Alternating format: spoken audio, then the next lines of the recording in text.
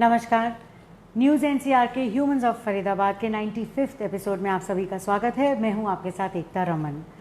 आज मेरे साथ जो गेस्ट बैठी हैं वो मुझे कल से परसों से जब से मैं इनसे बात कर रही हूं मुझे बहुत ज़्यादा पॉजिटिविटी से भर रही हैं, मोटिवेट कर रही हैं और इतनी पावर है इनके वर्ड्स में कि ये मैग्नेटिज़्म मैं 2 दिन में इतने स्ट्रांगली महसूस कर चुकी हूँ।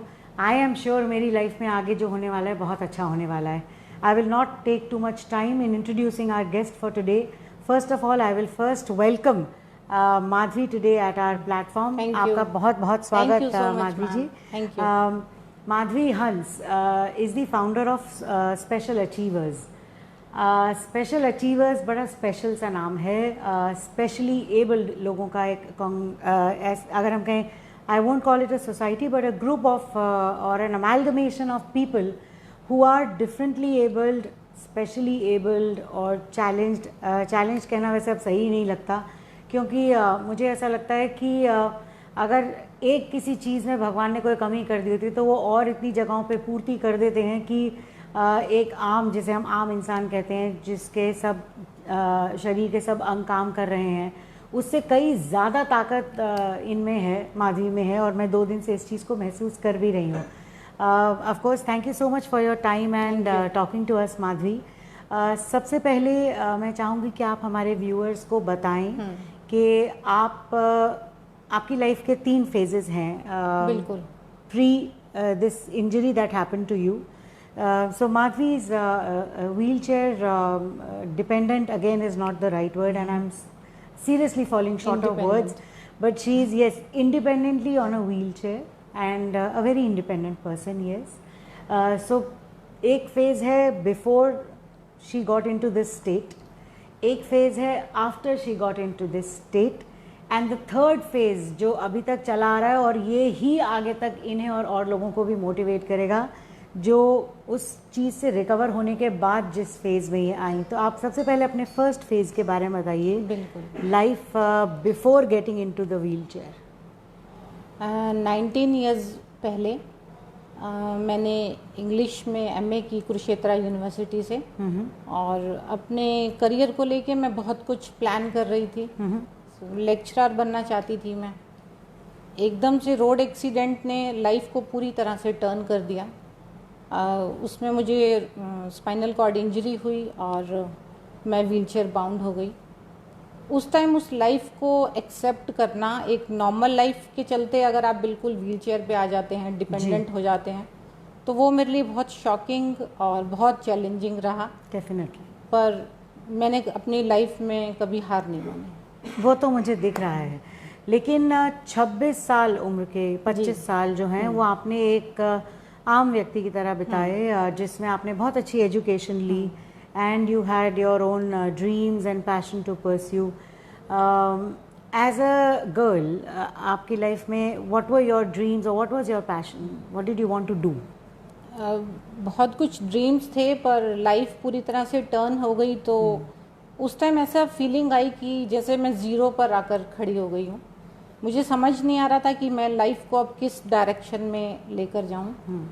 पर अपनी फैमिली की सपोर्ट और अपना विल पावर मेरी स्ट्रांग रखने की वजह से मैंने लाइफ को बड़ी पॉजिटिविटी के साथ आगे बढ़ाया और मुझे लगा कि नहीं, मुझे लाइफ में हार नहीं माननी, कुछ ना कुछ मुझे पॉजिटिव करना है और ज़िंदगी को चेंज करना है। Though I personally hate to do this today, लेकिन मैं आपको 19 साल वापस पीछे ले जाना चाहूँगी और आपसे रिक्वेस्ट है कि जो हमारे व्यूअर्स देख रहे होने ये जानकारी दें कि आप इस परिस्थिति में कैसे और किस वजह से आई।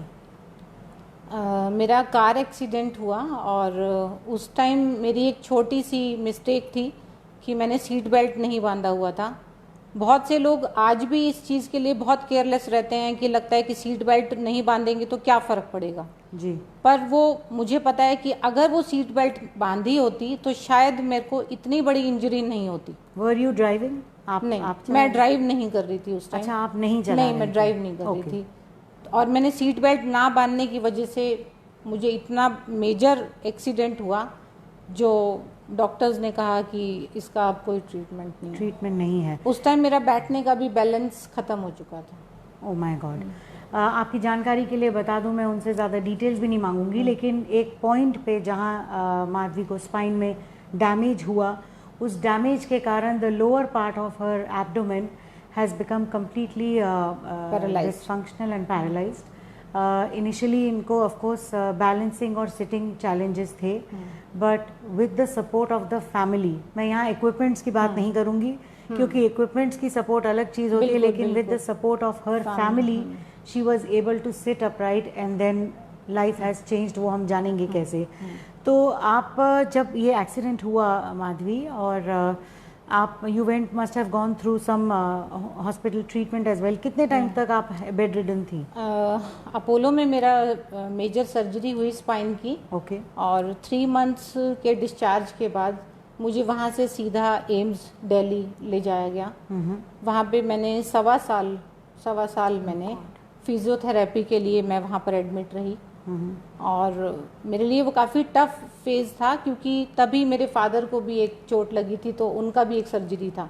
तो हमारा साथ रूम में मेरे साथ उस कार में थे तब? वो उस कार में नहीं थे, उनको बाद में एक छोटी सी इंजरी हुई थी और उनका हिप रिप्लेस हुआ था, तो वो मेरे बिल्कुल साथ वाले रूम में वो एडमिट थे। और वो हमारे लिए बड़ा टफ टाइम था क्योंकि हम फैमिली के 4 मेंबर्स हैं। मेरे ब्रदर मेरे फादर को देखते थे और मेरी मदर मुझे देखते थे।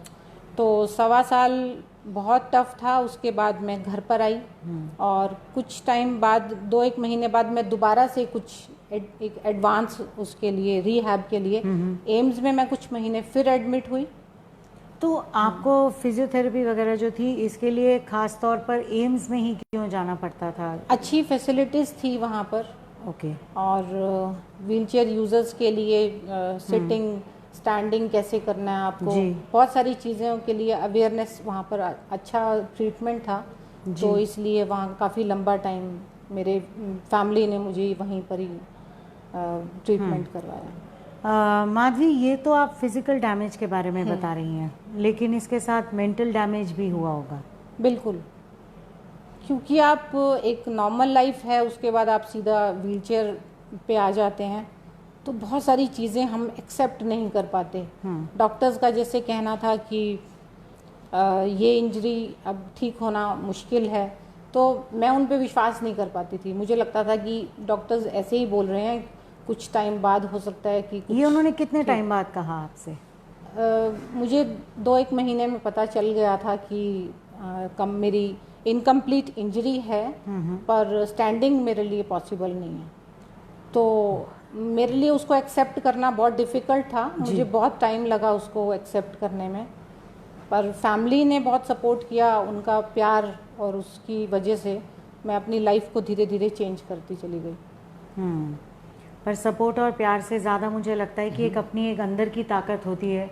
हमें विल पावर स्ट्रांग होना बहुत इम्पॉर्टेंट है। मैं अपने जैसे और बहन भाइयों को भी यही कन्वे करना चाहूँगी, किसी के साथ कभी भी प्रॉब्लम आती है तो आप अपना विल पावर स्ट्रांग रखिए जी। अगर विल पावर स्ट्रांग है, मेंटली आप स्ट्रांग है, तो फिजिकल प्रॉब्लम्स या चैलेंजेस आपको कभी हरा नहीं सकते। बहुत सुंदर, बहुत सुंदर। उस टाइम के बाद जब आप व्हील चेयर को इंडिपेंडेंटली मैनेज करने लग गई, उसमें लगभग कितना टाइम लगा आपको?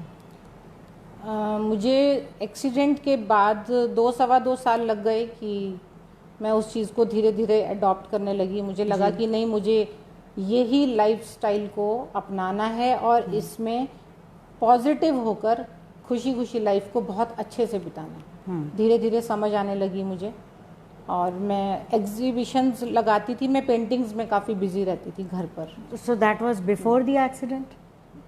नहीं, ये पेंटिंग एंड ऑल पहले मैं करती थी, पर एक्सीडेंट के बाद भी मैंने काफ़ी पेंटिंग्स फिर आपने ये शुरू किया। Before we get into before we get into your activities, Madhavi, जैसे आपने बोला कि आपको एक्सेप्ट करने में बहुत बड़ा चैलेंज लगा, और जाहिर है फिजिकल और मेंटल दोनों हेल्थ अफेक्ट हुई होंगी। Again, it is a very sensitive thing to ask you, but being a female, physiological challenges बहुत होते हैं एक औरत के एज कम्पेयर टू अ मर्द, एक पुरुष के प्रॉब्लम से बहुत डिफरेंट होती है एक औरत की प्रॉब्लम। आपने अपने फिजियोलॉजिकल चैलेंजेस, हम हर महीने एक तकलीफ से गुजरते हैं, इन सब चीज़ों को कैसे संभाला? You were very young then. हाँ, शुरू में मुझे काफ़ी प्रॉब्लम हुई, पर धीरे धीरे डॉक्टर्स की हेल्प, साइकोलॉजिस्ट की हेल्प से मैंने अपने माइंड को स्ट्रॉन्ग किया कि नहीं, ये प्रॉब्लम्स आ गई हैं, इनको अडॉप्ट करके लाइफ को आगे बढ़ाना है, रोकना नहीं है लाइफ को, हार नहीं माननी इससे। मदर मेरे काफ़ी कोऑपरेटिव हैं, मदर मेरे हमेशा साथ रहते थे, एक अटेंडेंट भी साथ में रहती थी, पर खुद का स्ट्रांग होना भी बहुत इम्पोर्टेंट है। आपके साथ 4 जने खड़े हैं और आप मन से बहुत वीक हैं, तो आप लाइफ को आगे मूव ऑन नहीं कर सकते। Absolutely right. बहुत ही सुंदर बात कही है माधवी ने कि कितना मर्जी आपके साथ लोग हों, ये भी खैर एक ब्लेसिंग है कि हमारे पास सपोर्ट है लोगों का, या फैमिली या wealth and you know such things, basic amenities की कमी नहीं है। लेकिन अगर आपकी विल, अगर आपका मन स्ट्रांग नहीं है, तो आपके पास कितनी मर्जी खुशियाँ हों, आप उन्हें एंजॉय कर ही नहीं सकते, फिर वो चाहे स्पेशली या डिफरेंटली एबल्ड हों या कोई आम इंसान हो। अब हम इस बारे में बात नहीं करेंगे माधवी। मैं यहाँ से हमारे इस सीरीज़, इस एपिसोड का ना बिल्कुल रुख बदलना चाहती हूँ, बिकॉज उसके बाद आप यू गॉट इनटू पेंटिंग, और मैंने आपकी पेंटिंग्स देखी हैं, बेहद खूबसूरत हैं। आपने पेंटिंग्स के तरफ कब अपने आप को घुमाया, और फिर एग्जीबिशंस वगैरह, how did that happen? Paintings मेरी एक्सीडेंट से पहले भी हॉबी थी, और बाद में तो मुझे एक ऐसी फीलिंग आती थी कि अगर लाइफ डल हो गई है प्रॉब्लम की वजह से जी, तो पेंटिंग्स में इतने रंग भरने का मन करता था कि इतना कलरफुल हो कि लाइफ मैं अपनी खुद की कलरफुल बना लूं। राइट। तो पेंटिंग्स बहुत बनाई, आर्ट एंड क्राफ्ट में, तेंजौर पेंटिंग, ऑयल पेंटिंग्स में मैंने बहुत टाइम स्पेंड किया, और कुछ एग्जीबिशंस भी लगाई मैंने।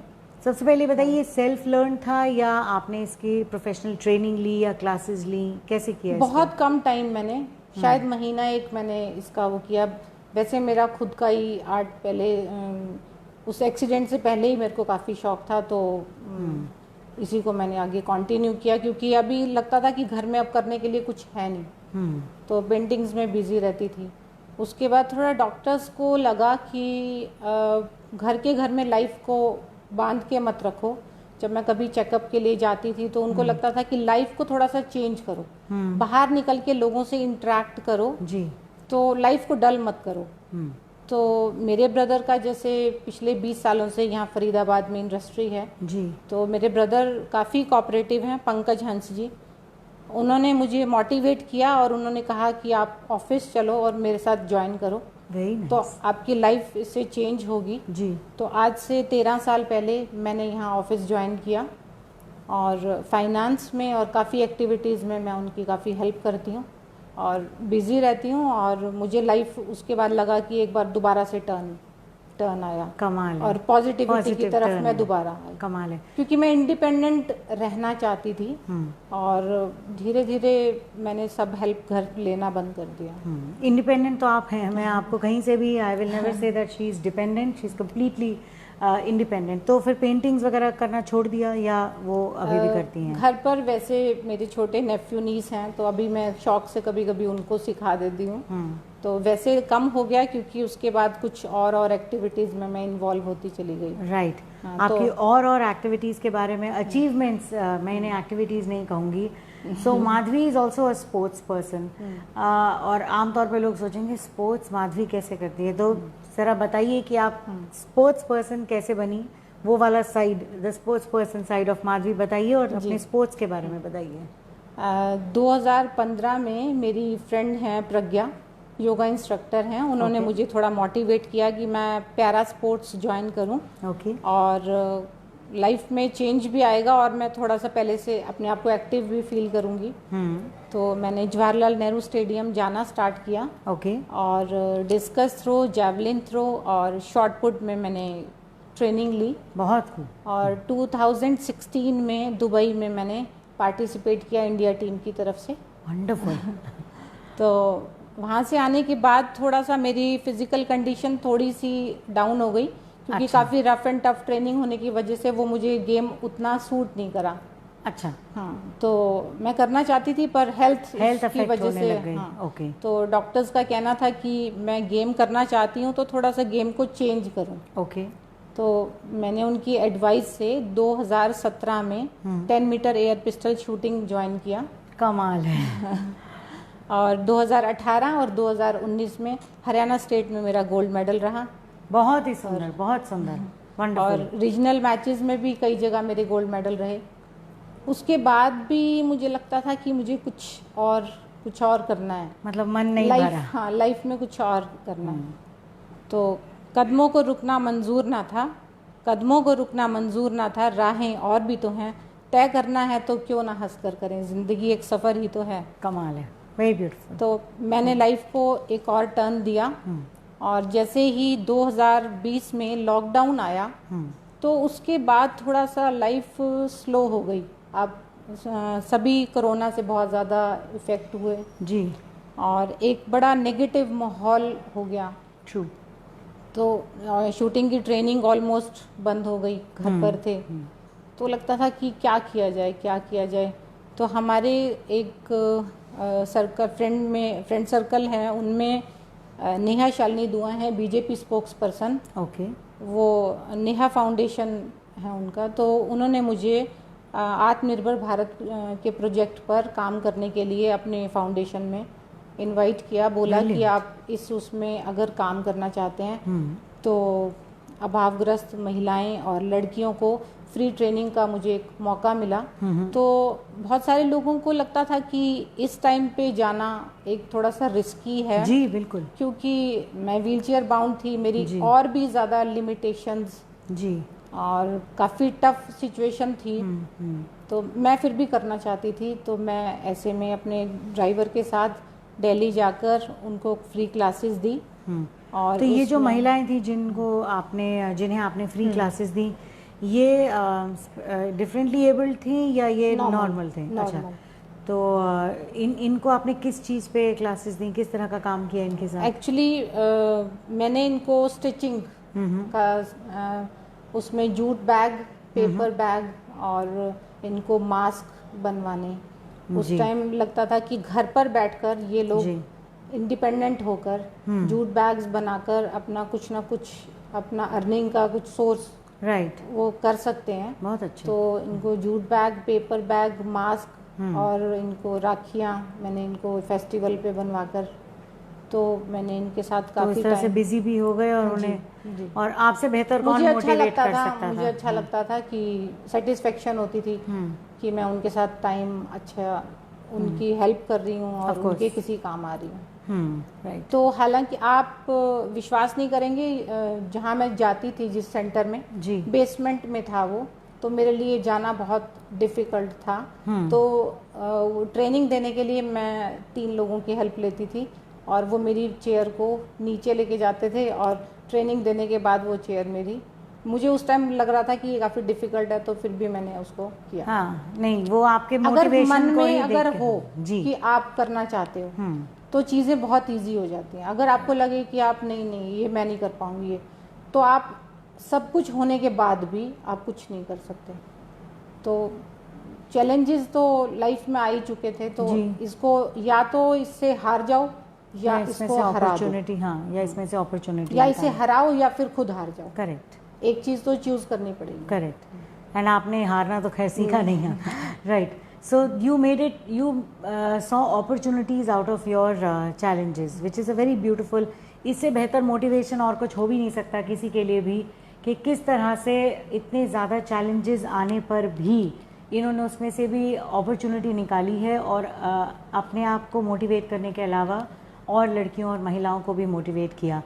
आपने पैंडेमिक के दौरान एक काम शुरू किया, उसके बारे में हमें बताइए कि आपने क्या, ये जो आपका ग्रुप है इसके बारे में। लॉकडाउन में जी, मेरे ब्रदर ने मुझे आइडिया दिया कि क्यों ना मैं कुछ ऐसा ग्रुप बनाऊं या कुछ एक अपने जैसे लोगों को अपने साथ कनेक्ट करूं, जो फीलिंग, जो चीज़ें मैं महसूस कर रही हूँ सालों से, मैं महसूस कर रही हूँ कि मुझे कैसी प्रॉब्लम्स को फेस करना पड़ता है। मुझे ठीक है, गॉड की तरफ से ब्लेसिंग्स हैं कि मुझे कॉपरेट करने वाली फैमिली मिली, तो सबके पास ये अपॉर्चुनिटी सुविधा नहीं होती। हाँ, प्रॉब्लम आने के बाद कई लोग बहुत ज़्यादा वीक हो जाते हैं। तो मेरे ब्रदर को भी लगा कि कुछ एक ग्रुप बनाओ और एक सोसाइटी के लिए कुछ काम करना चाहिए आपको। तो उनके कहने पे मैंने धीरे धीरे एक एक मेंबर से बात करते करते जी पहले 100 हुए जो मेरे ग्रुप में मेंबर्स थे, फिर 200, फिर 300, करते करते अभी 1000 क्रॉस कर चुके हैं जो व्हीलचेयर यूजर्स हैं और फिज़िकल चैलेंज हैं, जो लाइफ में बहुत ज़्यादा डिफ़िकल्टीज़ को फेस कर रहे हैं। तो 7 स्टेट से मेरे साथ लोग कनेक्टेड हैं इस टाइम। तो ये जो 1000+ है, ये आपने ऑनलाइन ही इतने सारे लोग जोड़ लिए? ऑनलाइन। वंडरफुल। ऑनलाइन, क्योंकि उस टाइम तो कोरोना की वजह से इतना डिफ़िकल्ट टाइम था कि लोगों का बाहर निकलना पॉसिबल ही नहीं था। तो एक एक से बात करके, कॉल करके उनका बायोडाटा लिया, उनका डिटेल नोट करी, नेक्स्ट का किया, करते करते उन सबका एक एक्सेल शीट बनाई कि ये ग्रुप फर्स्ट है, ये सेकंड है। तो हरियाणा से मेरे साथ लोग कनेक्टेड हैं और हरियाणा से राजकुमार जी हैं जिनको मैंने ग्रुप एडमिन वो किया, वो हरियाणा की टीम को देख रहे हैं और जो एक ब्रीफ होता है वो मुझे बात कर लेते हैं। किन किन स्टेट से लोग आपके साथ जुड़े हुए हैं? हरियाणा से हैं जी, और दिल्ली से राजेश जी हैं जो ग्रुप को देख रहे हैं, और J&K से, जम्मू कश्मीर से हैं, अच्छा, और बिहार से हैं, यूपी से हैं, मध्य प्रदेश से हैं, कमाल, राजस्थान से। कमाल है, बहुत सुंदर। तो लगभग 7 राज्यों से 1000+ ऑलमोस्ट 1100-1200 लोग इनके साथ जुड़े हुए हैं ऑनलाइन। उन्हें कॉल कर करके अपने साथ जोड़ना एक बहुत बड़ा टास्क है। सच बताइएगा कि उनमें से फैमिली की तरह फील नहीं करवाओगे, जिनसे आप कभी मिले ही नहीं हो जी, तो तब तक वो कनेक्ट नहीं हो पाते। तो ये मैं आपसे जानना चाहूँगी, उन 1000 में से अपने जैसे मोटिवेटेड कितने मिले? कुछ थे पर नंबर ऑफ नेगेटिव ज़्यादा थे, डिप्रेशन में ज़्यादा थे कि इतनी प्रॉब्लम में आने के बाद उनके लिए लाइफ एक नेगेटिव वो हो चुकी है कि लाइफ में इसके बाद करने के लिए और कुछ भी नहीं है। बहुत, तो मेरी पूरी कोशिश रहती है कि मैं कोशिश करूं कि उनको एक पॉजिटिव सोच दे पाऊं जी। कई लोगों को लगता है कि मैम आपकी लाइफ तो इजी है, आपको क्या फीलिंग आती होगी, तो वो दर्द, वो चीज़ तो मैंने भी महसूस की है। बिल्कुल, 19 साल तो मुझे भी व्हीलचेयर पे हो चुके हैं। तो ऐसा नहीं है, ठीक है मुझे फैमिली सपोर्ट कर रही है, पर आप जब तक खुद अंदर से अपनी विल पावर स्ट्रांग नहीं करेंगे तो आप कोई भी काम ठीक तरीके से नहीं कर पाएंगे। तो मैं उन सबको ना एक मैसेज देना चाहती हूँ कि be positive, be happy. Life ऐसा नहीं है कि ये प्रॉब्लम आ गई है तो इसके बाद ख़त्म हो चुकी है, इसके बाद भी करने के लिए बहुत बहुत कुछ है। अगर आप अपनी लाइफ में पॉजिटिव चीज़ों को गिनेंगे तो नेगेटिव नहीं दिखाई देंगी, अगर आप नेगेटिव ही देखते रहेंगे तो आपके पास जो बचा है, जो पॉजिटिव है, आप उसको देख ही नहीं पाएंगे, वो भी खो देंगे। राइट, बहुत सही बात कही है माधवी ने। हम एक ऐसे समाज में रहते हैं, ख़ास तौर से भारत में, जहाँ सोशल ही नहीं, physical challenges, physical abuse, mental challenges, drug abuse, social problems, 2 वक्त की रोटी या बेसिक अमेनिटीज़ भी नहीं मुहैया करा पाती, चाहे वो सरकार हो चाहे कोई भी हो। और हम ऐसे टाइम पे रह रहे हैं। एक चीज़ और है, जब आपको प्रॉब्लम आती है, आप फिजिकल चैलेंज हैं, व्हीलचेयर यूज़र हैं, तो सोसाइटी में बहुत ज़्यादा रिस्पेक्ट वाली नज़र से बहुत लोगों को नहीं देखा जाता जी, एक सोशल टैबू है, उनको वो जगह नहीं मिलती। उनको लगता है कि ये क्या कर सकते हैं, ये तो व्हीलचेयर पे हैं, बिल्कुल ये क्या कर सकते हैं। पर मैं सोचती हूँ कि वो क्या नहीं कर सकते हैं। मतलब बहुत सारे लोगों की तो फैमिली वाले भी उनको नहीं पहचान पाते, उनको लगता है कि ये डिपेंडेंट हैं, तो और मतलब साथ भी छोड़ देते हैं, हम जानते हैं, बहुत सारे हमने ऐसे लोगों को देखा है जी, जिनकी फैमिलीज भी साथ नहीं देती जी। और बाहर वाले तो रिस्पेक्ट कहाँ, रिस्पेक्ट बाहर वाले तो बहुत मुश्किल से देते, तो बहुत दूर है। तो अपनी जगह को बनाने के लिए तो हमें खुद फाइट करना पड़ेगा, खुद स्ट्रांग होकर। क्या हुआ अगर व्हीलचेयर पे आ गए तो लाइफ यहीं तक थोड़ी ही है, बहुत सारे लोग नॉर्मल लाइफ के बाद भी बहुत अच्छी लाइफ को लीड नहीं करते, बिल्कुल नहीं लीड कर पाते। आप बिल्कुल सब सही कुछ कह रही होने हैं। के बाद भी वो उतने पॉजिटिव नहीं होते, नहीं हो पाते। तो क्या मतलब, एक प्रॉब्लम आ गई तो क्या लाइफ खत्म हो जाएगी? उनमें इतनी नेगेटिविटी आ चुकी होती है। मैंने ग्रुप में देखा कि इवन कि लोग सुसाइड अटेम्प्ट तक करते हैं कि इसके बाद ना तो फैमिली सपोर्ट है जी, ना फाइनेंशियल सपोर्ट है, ना गवर्नमेंट की तरफ से सपोर्ट है। मैंने ये ग्रुप बनाया, मैंने बहुत सारे लोगों की छोटी छोटी बातें सुनी और महसूस किया कि मतलब बहुत ज़्यादा तकलीफ़ में हैं लोग, इनके लिए कुछ करने की स्टार्ट तो करनी ही चाहिए। ट्रू। बहुत सारे लोगों ऐसी स्टेट्स में हैं कि पेंशन की इतनी प्रॉब्लम है कि उनकी बेसिक नीड्स ही पूरी नहीं होती। मेडिसिन्स कहाँ से लाएंगे, डाइट कहाँ से लाएंगे, व्हीलचेयर भी नहीं है उनके पास, तो गवर्नमेंट उनको वो फैसिलिटीज़ भी नहीं देती है। तो क्यों, मतलब उनके लिए शायद कोई, अगर हम मिलकर आवाज़ उठाएं, अपने ग्रुप को स्ट्रॉन्ग करें, तो शायद हम सरकार तक इस बात को पहुंचा सकते हैं। बिल्कुल सही मेरा कहा, ऐसा मानना है। बिल्कुल सही कहा। और आपने हाल ही में मार्च में एक एक्टिविटी भी ऑर्गेनाइज की थी जहां आपने डिफरेंटली एबल्ड या स्पेशली एबल्ड को इकट्ठा किया। उस इवेंट के बारे में हमें बताइए, क्योंकि कहीं ना कहीं मुझे ऐसा लगता है कि, और आप बताइए अगर आप सहमत हैं तो, कि पैंडेमिक के बाद चीज़ें ऑनलाइन होने से शायद आम इंसान को तो सही, पर डिफरेंटली एबल्ड को भी आसानी होनी चाहिए कुछ चीज़ों की। लेकिन फिर बात वही आ जाती है कि हमारे साथ ऐसे कितने लोग हैं जो डिफरेंटली एबल्ड हैं और ऑनलाइन चीज़ों को देख या समझ सकते हैं। तो उनकी जो आपने ये इवेंट किया मार्च में, उस बारे में थोड़ा सा बताइए हमें। मार्च में हमने दिल्ली में कॉन्स्टिट्यूशन क्लब में एक इवेंट किया जी। तो हमारे वहाँ पर व्हीलचेयर यूज़र्स और उनके अटेंडेंट्स का मिलाकर 125 लोग थे जो हम इकट्ठा हुए। और जो 125 व्हीलचेयर डिपेंडेंट या मतलब फिजिकली 100 के करीब थे व्हीलचेयर यूज़र्स और 25-30 उनके साथ अटेंडेंट तो थे। वो कैसे वहाँ पहुँचे, कैसे बुलाया आपने? एक्चुअली एक प्रोग्राम के साथ हमने इनको कनेक्ट कर दिया था। बीजेपी स्पोक्स पर्सन जो मैंने आपको बताया, नेहा शालिनी दुआ जी हैं जी, उन्होंने वुमेंस डे पे वहाँ पे एक प्रोग्राम रखा था, उनके साथ हमने इस प्रोग्राम को किया। तो जो लोग बाहर से आए, 40 मध्य प्रदेश से आए, तो मेरे ब्रदर ने उनका आने जाने का, टिकट्स का, रहने का और सारा स्टे का अरेंजमेंट किया। और जम्मू कश्मीर से आए 15 मेंबर्स, उनको भी सेम मेरे ब्रदर ने सबके आने जाने का अरेंजमेंट, रहने का। अच्छा। वो यहाँ पर फरीदाबाद में उनको हमने स्टे कराया और एक लाइव प्रोग्राम कराया बेड सोर पर। ओके। तो क्योंकि जब हम व्हीलचेयर यूजर्स एक ही पोजीशन में रहते हैं तो उनको एक बेड सोर की प्रॉब्लम जी, बेड सोर्स हो जाते हैं, ज़्यादा हो जाती है। तो अपोलो के सीनियर कंसल्टेंट जी डॉक्टर राजेश वॉट्स, उनका एक लाइव प्रोग्राम यहाँ पर पहले हमने करवाया, जो आउटसाइडर्स ने वो अटेंड किया। नेक्स्ट डे कॉन्स्टिट्यूशन क्लब में था। ओके।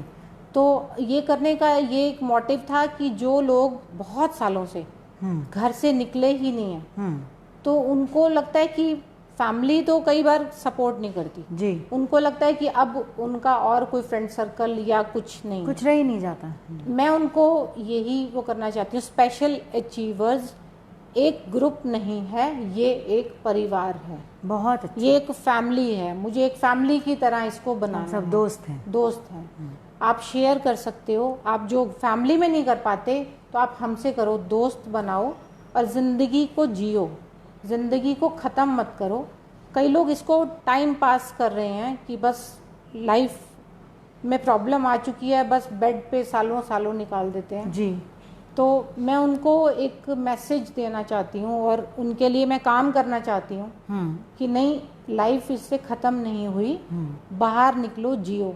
आपने ये जो हो सकता है कि थोड़ा सा हमारे को डिफ़िकल्टीज फेस करनी पड़े, डिफ़िकल्टीज फेस करने के बाद लाइफ को तो एंजॉय करोगे, इतना डल नहीं बनाओ उसको।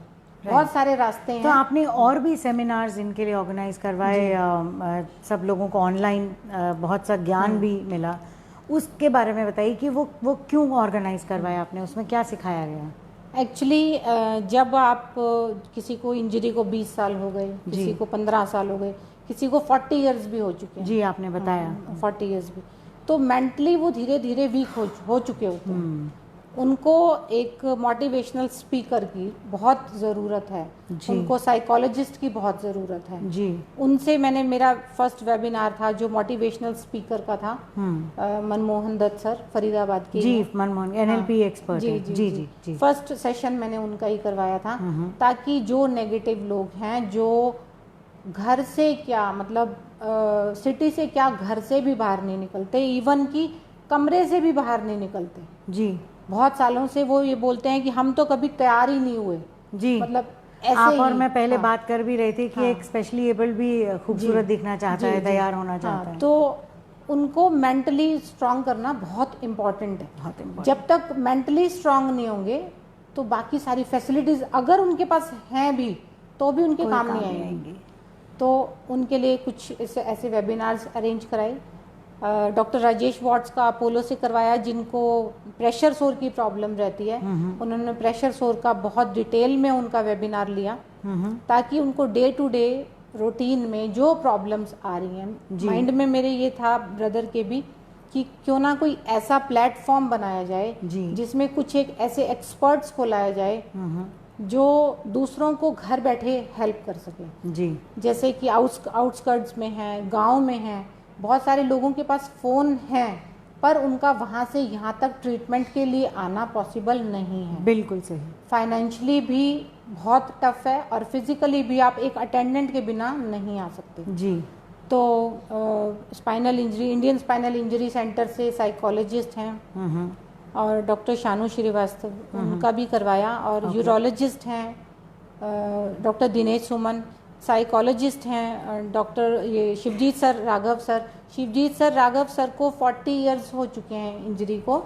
ओके, व्हीलचेयर यूज़र हैं, प्लस वो वहाँ पर सीनियर काउंसलर हैं। कमाल, कमाल। तो वो उनको देखकर भी आप ऐसे कहेंगे कि मतलब हर चीज़ पॉजिटिविटी उनमें, हर चीज़ मतलब आपको लगेगा कि नहीं हमें इनके जैसा बनना है। तो ऐसे लोग बहुत सारे हमारे सोसाइटी में ऐसे एग्जाम्पल हैं जिनको देख के हम अपनी लाइफ को चेंज कर सकते हैं। बिल्कुल, बहुत सारी अपॉर्चुनिटीज़ हैं, अगर हम उसको लेना ही नहीं चाहते कि लाइफ को डल बनाना है तो फिर कोई कुछ नहीं कर सकता। तो मेरी पूरी कोशिश रहती है कि जो मेरे ग्रुप में लोग हैं, जो मेरे से बात करते हैं, कनेक्ट होते हैं, तो नहीं ये पॉजिटिव रहें। अगर मेंटली स्ट्रांग हैं तो आपको फिजिकल अगर प्रॉब्लम है भी तो आपको वो हरा नहीं सकती। मुझे ये समझ नहीं आता कि हम जैसे लोगों को नॉर्मल और डिफरेंटली एबल्ड में फ़र्क कैसे करते हैं, पर खैर वो लोगों की मानसिकता है।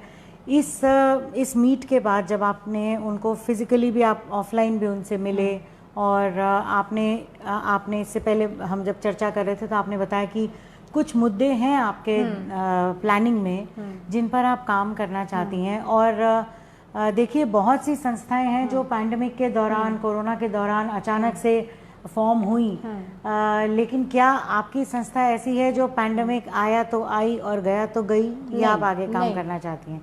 तो अपना रोड मैप बताइए कि आगे किन मुद्दों पे आप काम करना चाहती हैं। बहुत सारे पॉइंट्स हैं जो मैंने साल भर में दूसरों से जाने और नोट किए, उसकी मुझे तो ज़रूरत नहीं पड़ी जी इतने सालों में, क्योंकि मेरे पास वो फैसिलिटीज़ थी जी। जब लोग घर से निकलते हैं तो उनको सपोर्ट करने के लिए बहुत सारी जगह ऐसी होती हैं कि उनके पास रैंप्स नहीं हैं, आप बहुत सारी जगह पे जा नहीं सकते, स्टेयर्स हैं तो आप जा नहीं सकते, और कैसे मतलब बाहर व्हीलचेयर यूज़र्स के लिए एक्सेसिबल वॉशरूम तक नहीं है। आज इतना अवेयरनेस आने के बावजूद भी बहुत सारी जगह पे उनके लिए, व्हीलचेयर यूज़र्स के लिए वॉशरूम तक नहीं है। आप खुद कई जगह कॉम्पिटिशन्स के लिए गई हैं जहाँ आपने बताया लिफ्ट तक नहीं थी? लिफ्ट तक नहीं थी। मैं स्पोर्ट्स का, जैसे मैंने आपको शूटिंग का मैं आपको अभी बताती हूँ। आपने जैसे स्पोर्ट्स का पूछा कि उसके बाद जैसे मैंने 2017 में ज्वाइन किया शूटिंग का, तो 2-3 जगह पे ऐसे मैचेस थे जो सेकंड फ्लोर पे जाके थे, तो मेरी व्हीलचेयर को 2 या 3 लोग उठा के ऊपर लेके जाते थे और मैं मैच देके फिर वो मुझे नीचे लेके आते थे। तो मतलब आज इतनी अवेयरनेस होने के बावजूद भी व्हीलचेयर यूजर्स के लिए अगर वो बाहर निकलते हैं तो उनको ठीक तरीके से फैसिलिटीज नहीं मिलती। और हम 2017-18 की बात कर रहे हैं, कोई बहुत पुरानी बात भी नहीं है, और फिर भी वहाँ पर ये फैसिलिटी नहीं है। और पेंशन लोगों के लिए इतना कम अमाउंट है कि 500 है, 700 है, तो उसमें उनकी बेसिक नीड्स भी पूरी नहीं होती। तो वो मेडिकल फैसिलिटीज भी कहाँ से अवेल करेंगे और अपना डाइट अच्छा कहाँ से लेंगे।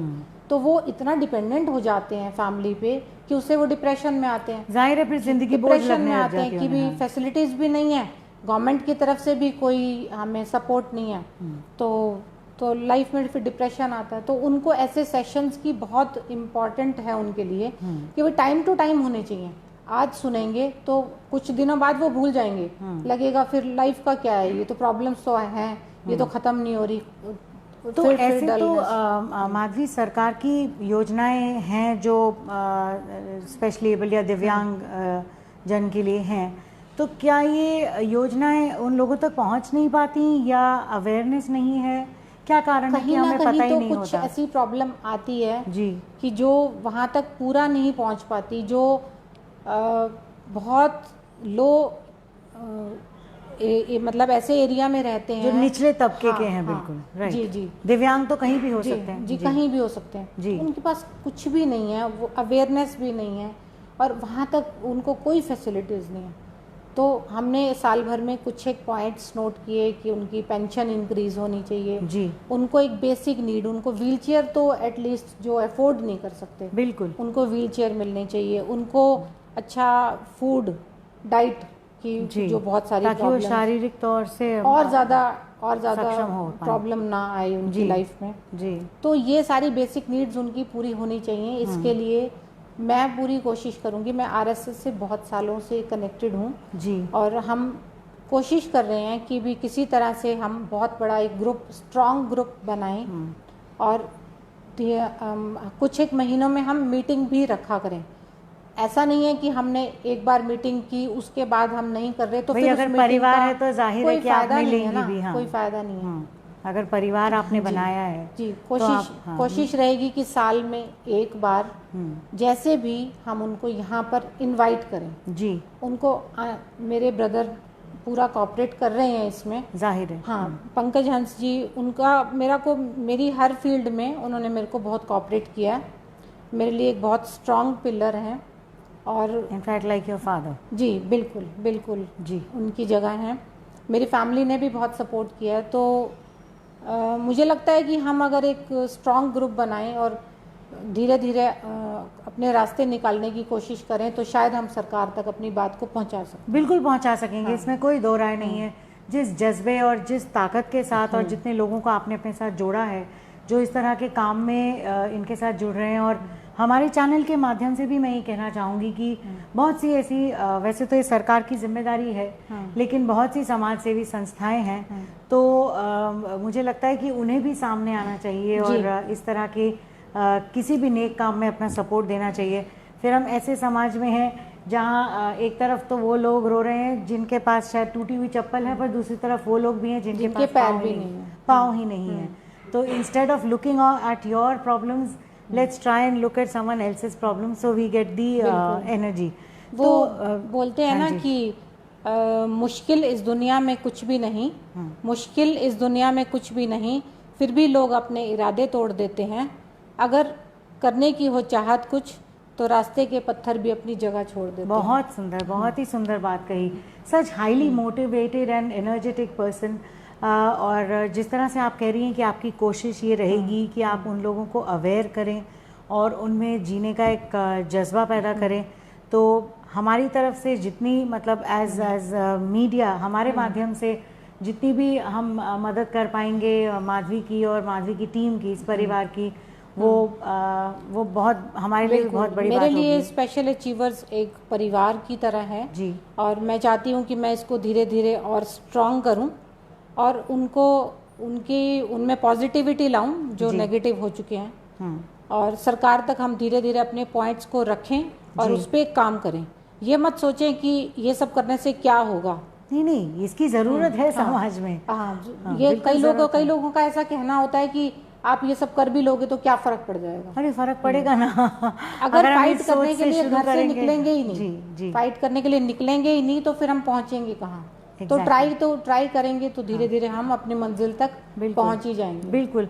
तो इंग्लिश में तो हम कह देते हैं कि we normal people and they specially abled या डिफरेंटली एबल्ड। हिंदी में हम कहते हैं आम लोग, तो फिर तो आप खास लोग हो गए। तो क्या आपके खास लोगों के 1000-1200 के परिवार में आम लोगों की भी जगह है? क्या आम लोग भी आपके साथ जुड़ सकते हैं? अगर हाँ तो कैसे जुड़ सकते हैं? बिल्कुल जुड़ सकते हैं। बहुत सारी चीज़ें हैं जो आप उनमें धीरे धीरे पॉजिटिव ला सकते हैं। जी, उनसे बात करके, और कई बार कई लोगों को अपनापन देने से भी ज़िंदगी में बदलाव आता है। बहुत बड़ी बात है। हाँ जी। तो बहुत सारे लोगों को लगता है कि हमसे तो अब बात करने वाला भी कोई नहीं रहा, तो नॉर्मल लोग भी उनकी हेल्प कर सकते हैं, उनको मोटिवेट करके उनको जीने के लिए एक नया रास्ता दिखा सकते हैं। राइट। तो वैसे न्यूज़ एनसीआर की भी ये कोशिश रहेगी कि हम रेगुलरली आपको माधवी से कनेक्ट करते रहें, और माधवी की तरफ से जिस भी चीज़ की रिक्वायरमेंट आएगी उसे समाज के थ्रू हम पूरा करवा सकें। लेकिन आपकी तरफ से एक पॉजिटिव फाइनल मैसेज मैं रिक्वेस्ट करूँगी कि आप हमारी ऑडियंस को दें, क्योंकि इस यूँ तो पॉजिटिव बड़ा ख़तरनाक टर्म हो गया है पिछले 1.5 साल में, लेकिन something that gives lot of motivation to our viewers, something that you'd like to say. मैं यही कहना चाहूँगी सबको कि कितनी भी प्रॉब्लम्स क्यों ना आ जाएं, आप अपना विल पावर स्ट्रांग रखिए और अपने आप को इतना स्ट्रांग रखिए कि कोई भी प्रॉब्लम अपने पे हावी मत होने दीजिए। जी। पॉजिटिव सोच रखेंगे तो आप हर नेगेटिविटी को हरा सकते हैं। एक फिजिकल चैलेंज भी वो हर चीज़ कर सकता है जो एक नॉर्मल इंसान कर सकता है। तो आप किसी से कम नहीं हैं, आप अपने आप को कम मत समझिए, और वो हर चीज़ कर सकते हैं। और ज़िंदगी को जिएं, ज़िंदगी को ख़त्म मत करें। बहुत सारे लोग इसको ख़त्म कर रहे हैं लोग, तो आप इसको जिएं, खुलकर जिएं और बी पॉजिटिव, बी हैप्पी। मैं पूरी तरह से कोशिश करूंगी कि मेरे साथ जो कनेक्ट होगा मैं उसको पॉजिटिव कर सकूं और मैं किसी के काम आ सकूं। बहुत ही सुंदर मैसेज माधवी, और बिल्कुल सही कह रही हैं ये कि अगर हम अंदर से पॉजिटिव हैं तो फिर हम बाहर से फिज़िकली चाहे जिस भी हालात में हों किसी भी मुश्किल से लड़ सकते हैं। वरना बहुत से ऐसे लोग हैं, और हम जानते भी हैं, जिनके पास जीवन में सब कुछ है और वो फिर भी खुश नहीं है। तो आपकी खुशी जो है वो आपकी मेंटल हेल्थ, मेंटल स्टेट से जुड़ी हुई है, आपकी फिजिकल हेल्थ या फिजिकल स्टेट से जुड़ी हुई नहीं है। So let us all B positive, stay connected with the society, समाज से जुड़े रहिए और इस तरह के पॉजिटिव परिवार का हिस्सा बनने की कोशिश करिए।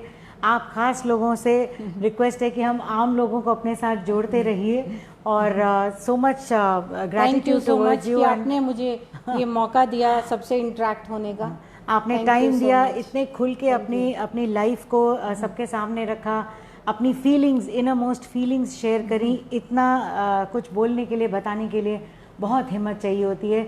आई once again thank with full gratitude to Madhavi, and team NCR will constantly be in support of special achievers। और कल फिर हम आपके सामने 4 बजे हाजिर होंगे किसी ऐसे ही पॉजिटिव इंसान को लेके जो अपने एक्सपीरियंसेस शेयर करेंगे। तब तक के लिए देखते रहिए न्यूज़ NCR। नमस्कार।